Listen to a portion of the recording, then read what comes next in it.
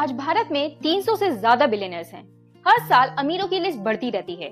कभी अंबानी टॉप पर होते हैं, कभी अदानी और कभी दुनिया भर में इलन मस्क या जेफ बेजोस का जिक्र होता है। लेकिन आज से लगभग 100 साल पहले जब दुनिया में बिलियनर्स की गिनती बहुत कम थी, तब भारत में एक ऐसा शासक था जिसे दुनिया का सबसे अमीर आदमी कहा जाता था। नमस्कार दोस्तों, मैं हूँ डॉक्टर दास अनामिका और आप देख रहे हैं स्टोरी वाला।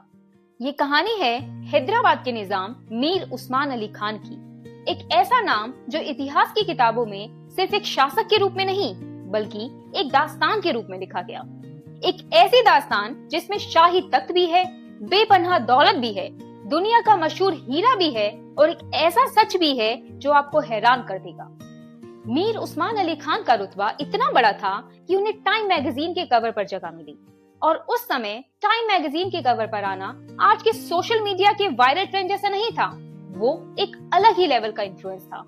ये दुनिया को बताता था कि ये शख्स सिर्फ अमीर नहीं बल्कि दुनिया की सबसे ताकतवर हस्तियों में से एक है। मीर उस्मान अली खान हैदराबाद के 7वें निजाम थे।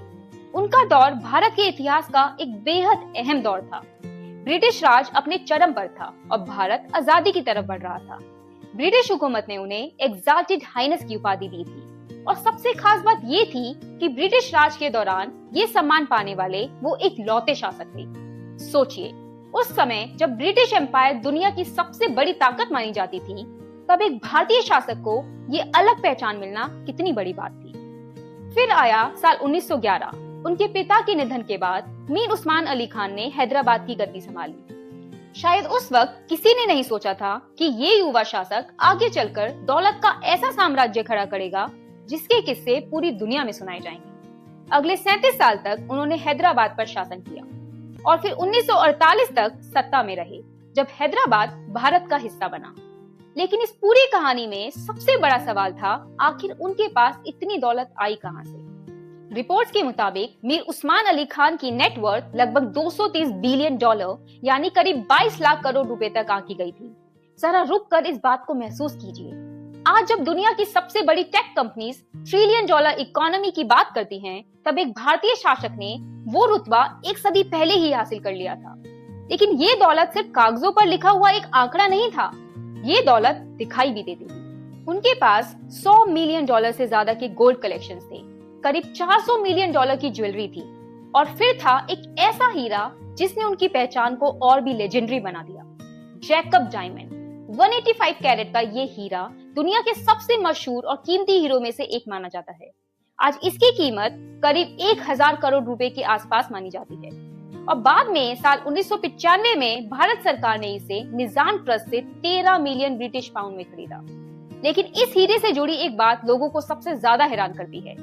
कई कहानियों में कहा जाता है कि मीर उस्मान अली खान इसे पेपर वेट की तरह इस्तेमाल करते थे। सोचिए, जिस हीरे को आज लोग बुलेट प्रूफ ग्लास में देखते हैं, वो कभी किसी के टेबल पर कागज दबाने के काम आता था।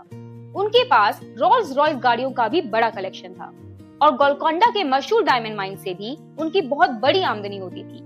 गोलकोंडा सिर्फ एक जगह नहीं थी बल्कि दुनिया भर के हीरो की एक पहचान थी। इतिहास के कई मशहूर हीरे इसी जमीन से निकले थे। लेकिन कहानी का सबसे बड़ा ट्विस्ट अब आता है। आप सोच रहे होंगे कि दुनिया का सबसे अमीर इंसान शाही कपड़ों में रहता होगा, महंगी जिंदगी जीता होगा और हर जगह अपनी दौलत का दिखावा करता होगा। लेकिन मीर उस्मान अली खान बिल्कुल अलग थे। जर्नलिस्ट लूक हार्डिंग ने एक रिपोर्ट में उनके बारे में लिखा था कि वो एक बहुत सादगी भरी जिंदगी जीते थे। वो 35 साल तक एक ही फेस टोपी पहनते रहे, साधारण कॉटन पजामा पहनते थे। एक तरफ दुनिया का सबसे अमीर इंसान, दूसरी तरफ इतनी सादगी। शायद इसी विरोधाभास ने उन्हें और भी दिलचस्प बना दिया। लेकिन उनकी कहानी सिर्फ दौलत की नहीं थी, उन्होंने हैदराबाद के विकास में भी महत्वपूर्ण योगदान दिया। Hyderabad high court, central library, assembly hall और स्टेट म्यूजियम जैसे कई पब्लिक स्ट्रक्चर्स उनके दौर में बने। ऐसा भी माना जाता है कि भारत के पहले एयरपोर्ट्स में से एक हैदराबाद एयरपोर्ट की डिजाइनिंग में भी उनकी भूमिका थी। 1967 में 80 साल की उम्र में मीर उस्मान अली खान ने दुनिया को अलविदा कह दिया। लेकिन कुछ लोग सिर्फ जिंदगी नहीं जीते, वो इतिहास बन जाते हैं। मीर उस्मान अली खान उन्हीं नामों में से एक थे। अगर आपको ये वीडियो पसंद आई हो तो लाइक कीजिए, कमेंट में जरूर बताइए कि क्या आप भारत के पहले बिलियनियर के बारे में पहले से जानते थे। ऐसे ही अनकही और हैरान कर देने वाली कहानियों के लिए स्टोरी वाला को सब्सक्राइब करना ना भूलें।